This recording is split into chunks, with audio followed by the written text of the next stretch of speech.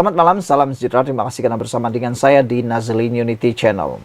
Isu paling hangat malam ini ialah keputusan terkini daripada pejabat peguam negara berkaitan dengan kes 3R melibatkan Dr. Mahathir, Hadi Awang dan Muhyiddin. Pastinya Anda tertunggu-tunggu keputusan, tertunggu-tunggu apa kesudahan terhadap kes 3R, Dr. Mahathir, Hadi, dan Muhyiddin. Agak-agak pada pendapat Anda, apa kesudahannya? Saudara-saudara sekalian, AGC mengumumkan hari ini bahwa mereka masih lagi meneliti kes 3R Dr. Mahathir, Hadi, dan Muhyiddin. Lebih sebulan setelah berlalu, sejak polis menyerahkan kertas siasatan kepada Jabatan Peguam Negara AGC mengenai kes Dr. Mahathir Mohamad, Pengerusi Perikatan Nasional Muhyiddin Yassin dan Presiden PAS Abdul Hadi Awang. Bagaimanapun sejak itu tiada sebarang kemas kini berhubung dakwaan bahawa ketiga-tiga mereka telah menyentuh perkara berkaitan kaum, agama dan raja-raja iaitu 3R. Semua kertas siasatan telah diserahkan kepada AGC, kata Ketua Polis Negara Razaruddin Hussein kepada Malaysia Kini melalui pesanan teks ketika ditanya mengenai perkara itu. Ini bagi memastikan sama ada timbalan pendakwa rakyat telah mengarahkan polis mengumpul maklumat atau bukti tambahan. Apabila Malaysia Kini menghubungi AGC untuk mendapatkan ulasan, sumber berkata perkara itu masih diteliti. Sebelum ini dilaporkan Mahathir disiasat berhubung dakwaan kenyataannya terhadap institusi diraja. Dalam pada itu, Hadi disiasat mengikut Akta Hasutan dan Seksyen 233 Akta Komunikasi dan Multimedia berhubung ucapannya di Johor pada 26 Ogos lalu. Presiden PAS ketika berucap telah mempersoalkan lembaga pengampunan mendakwa cara pemberian pengampunan tidak berdasarkan ajaran Islam. Bulan lalu Hadi Awang 75 tahun berkata, jika disabitkan bersalah, dia bersedia menjalani hukuman penjara dan bukannya membayar denda. Dalam perkembangan berkaitan, polis telah membuka 2 siasatan terhadap Muhyiddin. Berhubung kenyataannya semasa pilihan raya kecil Simpang Jeram dan Pulai di Johor baru-baru ini. Ini selepas bekas Perdana Menteri memberitahu pengundi fatwa haram untuk memilih calon Pakatan Harapan. Kes disiasat oleh pasukan petugas khas polis mengenai 3R mengikut Seksyen 505 dalam kurungan B Kanun Keseksaan dan Seksyen 233 Akta Komunikasi dan Multimedia. Muhyiddin kemudiannya mendakwa ini hanya kiasan dan kenyataannya diambil di luar konteks. Pada Julai lalu, polis turut membuka kertas siasatan terhadap pengerusi DAP, Lim Guan Eng kerana kenyataannya didakwa menyentuh 3R. Dia kemudian mendakwa bahawa pihak tertentu telah memutar belit ucapannya itu. Tiada perkembangan mengenai siasatan kes ini juga. Setakat ini, Menteri Besar Kedah Muhammad Sanusi Maknur menjadi satu-satunya tokoh berprofil tinggi yang dihadapkan ke mahkamah dalam tempoh seminggu selepas membuat ucapan yang menyentuh 3R. Dia menyampaikan ucapan itu pada 11 Julai dan didakwa mengikut Akta Hasutan pada 18 Julai. Sekian dulu untuk kali ini. Jangan lupa tinggalkan komen Anda. Sila tekan butang subscribe. Malaysia kita punya, kita juga sama-sama cintai Malaysiaku. Bye-bye. Selamat malam, salam sejahtera. Terima kasih kerana bersama dengan saya di Nazlin Unity Channel. Ini satu laporan berikan kemenangan besar kepada Datuk Seri Anwar Ibrahim. Tak henti-henti lagi orang nak memfitnah Datuk Seri Anwar Ibrahim. Terkini dikabarkan, disahkan melalui Harapan Daily bahawa tidak pernah ada perkahwinan LGBT didaftar di bawah pentadbiran Anwar Ibrahim. Ulang sekali lagi, tidak pernah ada perkahwinan LGBT didaftar di bawah pentadbiran Anwar Ibrahim. Menteri di Jabatan Perdana Menteri Hal Ehwal Agama Dr. Muhammad Naim Mokhtar mengesahkan tidak ada satu pun perkawinan sesama jenis yang direkodkan oleh Jabatan Agama Islam maupun Jabatan Kemajuan Islam Malaysia JAKIM sepanjang pentadbiran Datuk Seri Anwar Ibrahim. Pengesahan itu sekaligus menyangkal dakwaan pembangkang yang sebelum ini berterusan menyerang Pakatan Harapan PH dengan mengaitkan gabungan itu dengan golongan lesbian, gay, biseksual dan transgender LGBT. Menjawab soalan ahli parlimen Sri Gading tadi dalam rekod JAKIM dan Jabatan Agama Islam, tidak ada satupun perkahwinan yang melibatkan sesama jenis yang didaftarkan. Itu memang jelas, kata beliau. Hatta kalau perkawinan itu dilangsungkan juga dan bila pihak ini berhasrat untuk mendaftarkan perkawinan, ia tidak boleh berlaku sebab undang-undang memang tidak membenarkan, kata beliau lagi.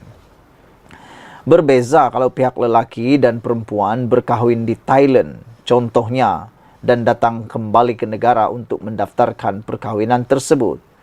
Selama mana perkawinan tersebut sah mengikut hukum syarak, yaitu antara lelaki dan perempuan, maka perempuan atau perkawinan itu boleh didaftarkan, katanya di Dewan Rakyat hari ini. Beliau berkata demikian menjawab soalan Aminul Huda Hasan, Pakatan Harapan Sri Gading yang bertanya, sama ada JAKIM pernah merekodkan maklumat perkahwinan sejenis atau sesama jenis sepanjang pentadbiran Pakatan Harapan PH ketika ini seperti yang dimainkan oleh blok pembangkang. Muhammad Naim menjelaskan, perkahwinan yang bertentangan dengan undang-undang sedia ada dalam negara tidak akan pernah diiktiraf kerajaan. Sebab itu saya sebutkan di sini, perkahwinan sesama jenis memang tidak ada dalam rekod kita walau satu sekalipun, tegas beliau lagi. Diulang sekali lagi saudara-saudara sekalian, kalau anda dengar lagi dakwaan kononnya pemerintahan atau pentadbiran Anwar Ibrahim pernah mendaftarkan perkawinan LGBT, itu adalah satu fitnah paling besar sekali. Kerana telah disahkan bahwa tidak pernah ada perkawinan LGBT didaftarkan di bawah pentadbiran Anwar Ibrahim. Ini disahkan sendiri oleh Menteri di Jabatan Perdana Menteri Hal Ehwal Agama, Dr. Muhammad Naim Mokhtar. Beliau mengatakan bahawa tidak pernah direkodkan maupun permohonan untuk perkawinan sejenis tersebut. Pengesahan ini sekaligus telah menyangkal dakwaan pembangkang yang sebelum ini terus berterusan menyerang Pakatan Harapan dengan mengaitkan gabungan itu dengan LGBT.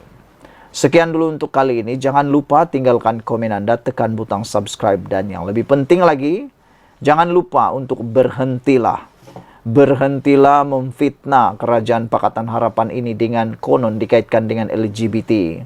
Takut-takut nanti anda mendapatkan dosa secara percuma. Kerana perbuatan memfitnah itu adalah perbuatan yang sangat serius. Kalau dah diterangkan, kalau dah diberitahu bahawa itu tidak pernah berlaku dan anda cakap pernah berlaku, itu adalah fitnah semata-mata. Sekian dulu. Malaysia kita punya, kita juga sama-sama cintai Malaysiaku. Bye-bye. Selamat malam, salam sejahtera. Terima kasih kerana bersama dengan saya di Nazilin Unity Channel. Saudara-saudara sekalian, hari ini kecoh lagi di Dewan Rakyat. Gara-gara isu menantu Muhyiddin. Sampai ke waktu ini, belum ada berita lagi menyatakan di mana lokasi menantu Muhyiddin. Dan yang lebih teruk, belum lagi pulang ke Malaysia. Ramai orang yang mendesak supaya Muhyiddin mendedahkan di mana menantu beliau itu. Ramai juga yang mendesak supaya menantu Muhyiddin segera pulang ke Malaysia bagi membantu siasatan SPRM. Mereka kata begini, kalau benar, kenapa takut?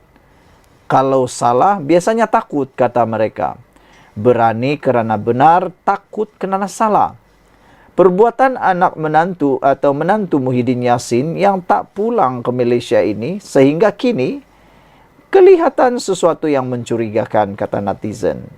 Mereka kata, kenapa tak pulang? Adakah sesuatu yang mau disembunyikan atau ditakuti, kata mereka. Ini telah menimbulkan kekecohan besar di Dewan Rakyat hari ini. Dewan Rakyat kecoh hari ini susulan Ko Poi Tiong, Pakatan Harapan Kota Melaka, mencela perbahasan Muhyiddin Yassin Perikatan Nasional PAGO dengan membangkitkan kes menantunya iaitu Muhammad Adlan Berhan yang kini menjadi buruan SPRM.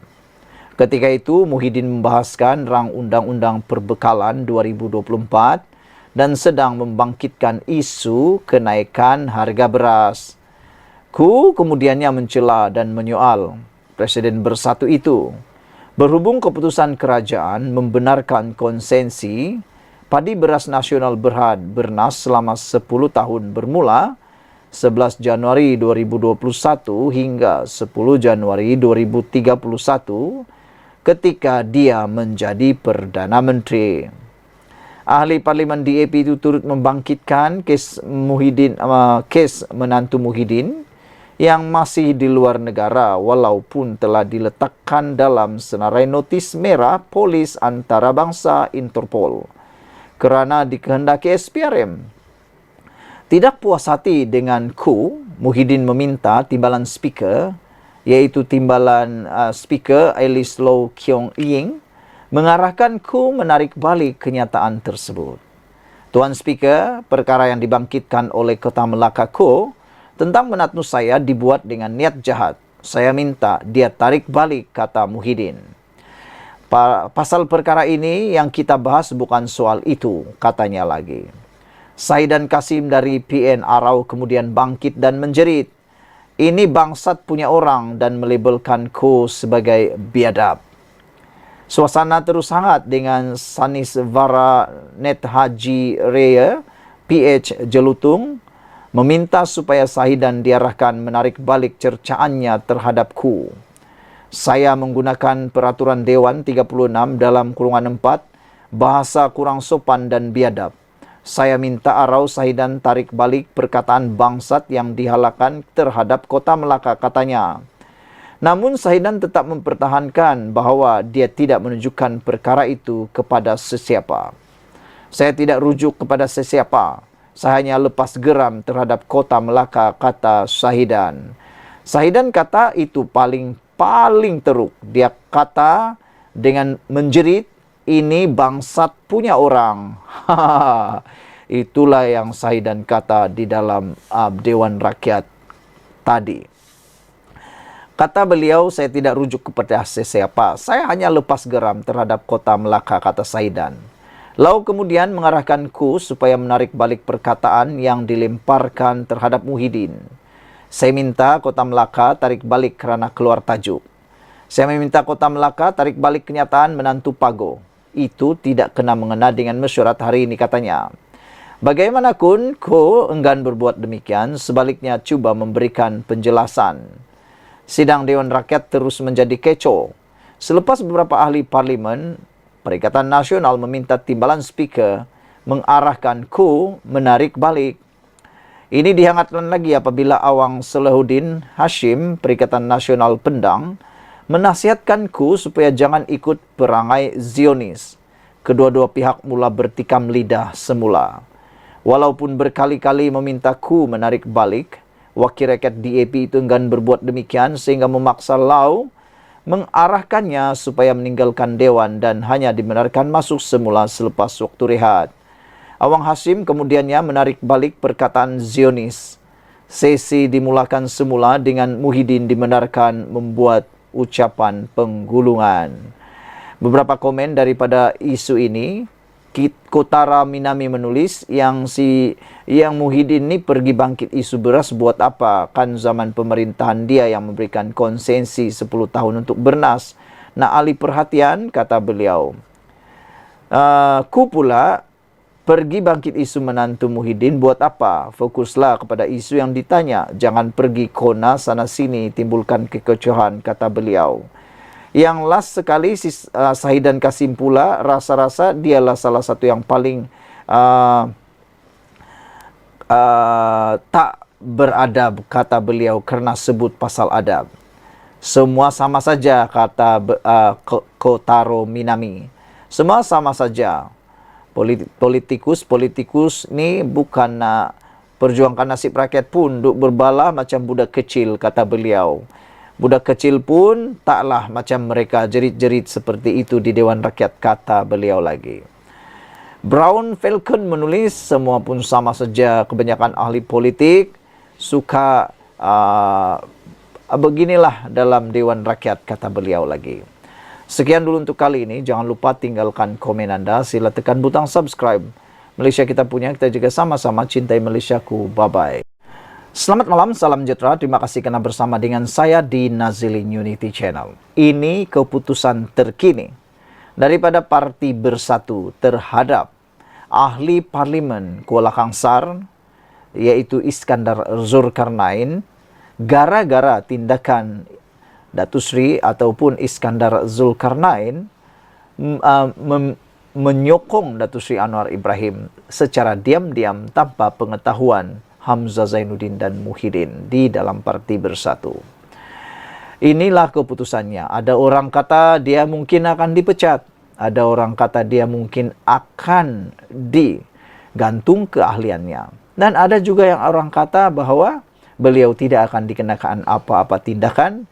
Bahkan mungkin orang-orang lain juga di dalam Parti Perikatan Nasional akan turut meniru, akan mengikuti jejak langkah Iskandar Zulkarnain menyokong Datuk Seri Anwar Ibrahim untuk mendapatkan peruntukan daripada kerajaan.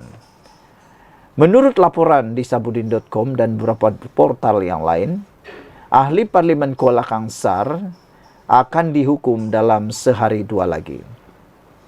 Perikatan Nasional akan membuat keputusan dalam beberapa hari lagi akan datang mengenai tindakan terhadap ahli Parlimen Kuala Kangsar, iaitu Iskandar Zulkarnain Abdul Khalid.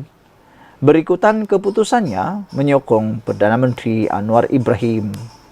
Setiausaha Agung PN Hamzah Zainuddin berkata, pihaknya akan mengadakan mesyuarat bagi membincangkan perkara itu dan seterusnya memutuskan tindakan lanjut terhadap Iskandar Zulkarnain.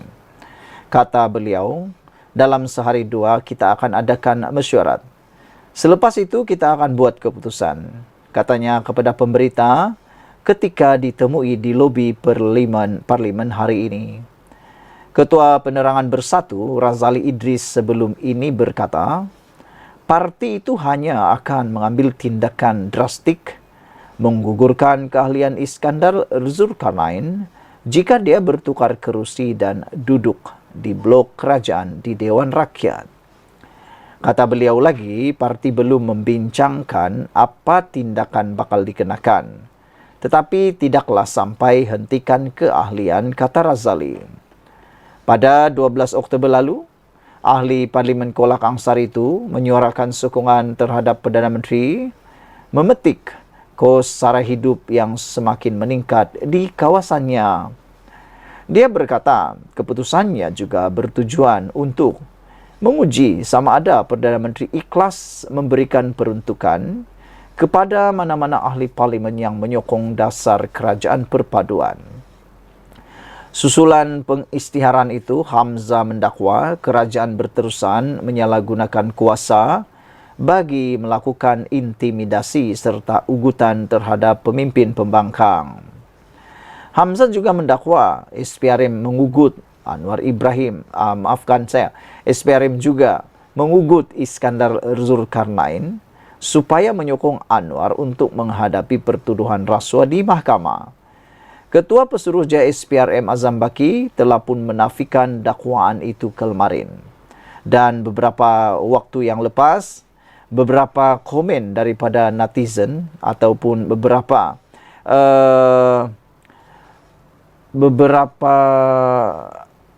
jawaban daripada Anwar Ibrahim tentang isu ini telah pun dijawab, telah pun dikeluarkan. Anwar Ibrahim kata kalau benar Iskandar Zulkarnain diintimidasi, diugut oleh SPRM, keluarkan bukti itu, kata Anwar Ibrahim kepada Hamzah Zainuddin, dan buat laporan supaya siasatan dibuat. Tapi sampai ke hari ini, nampaknya Hamzah Zainuddin belum pun membuat apa-apa laporan polis. Jadi kita tak tahulah siapa yang benar, siapa yang betul. Dalam satu komen, di dalam ruangan komen ini, apa yang menariknya ialah dalam sidang parlimen tak ada seorang pun menteri atau timbalan menteri yang bercakap tentang hal ini, kata beliau lagi. Sekian dulu untuk kali ini. Jangan lupa tinggalkan komen anda. Sila tekan butang subscribe. Malaysia kita punya, kita jaga sama-sama. Cintai Malaysiaku. Kita jumpa lagi. Bye-bye. Selamat malam, salam sejahtera. Terima kasih kerana bersama dengan saya di Nazilin Unity Channel. Saudara-saudara sekalian, selepas beberapa hari isu tentang sokongan daripada ahli Parlimen Kuala Kangsar tular, dan yang paling mengejutkan kita ialah dakwaan daripada Perikatan Nasional mengatakan bahawa SPRM main kotor dengan cara mengugut ahli Parlimen Kuala Kangsar tersebut untuk menyokong kerajaan perpaduan, dan kalau tidak menyokong konon dakwaan tersebut, dia akan dikenakan dakwaan rasuah. Perkara itu telah menjadi pertanyaan banyak pihak, buah mulut dan percakapan di mana-mana. Tidak pedulilah di pejabat kah, di kedai kopi kah, di tepi jalan kah, dalam bas kah, dalam teksi atau sebagainya. Akhirnya Anwar Ibrahim tampil memberikan jawapan ataupun memberikan cabaran yang kita tunggu-tunggu. Anwar Ibrahim kata, tunjuk bukti jika betul ahli Parlimen Kuala Kangsar diugut. Anwar mencabar Hamzah Zainuddin. Perdana Menteri Anwar Ibrahim membidas Ketua Pembangkang Hamzah Zainuddin atas dakwaannya bahawa ahli Parlimen Kuala Kangsar Iskandar Zulkarnain Abdul Khalid diugut agar menyokong kerajaan. Anwar berkata ia merupakan satu dakwaan serius dan Hamzah seharusnya mengemukakan bukti berkaitan kepada pihak berkuasa. Dengan kata yang lain, kalau benar ada berlaku perkara seperti itu, Hamzah Zainuddin sepatutnya bukan membuat sidang media, tetapi melaporkan perkara tersebut dengan bukti yang kukuh dan sama kepada pihak polis yang berwajib. Ini bagi mengukuhkan dakwaan tersebut, dan kalau cakap-cakap saja di media sosial, kata para penganalisis politik dan juga netizen, mereka kata siapapun boleh lakukan. Dan ianya akan jadi tiupan angin semata-mata. Tiada tindakan yang boleh dibuat kerana tiada laporan secara rasmi dibuat. Jadi, mengapa takut buat laporan, kata mereka. Kalau ada bukti, kata Datuk Seri Anwar Ibrahim, dia patut keluarkan bukti.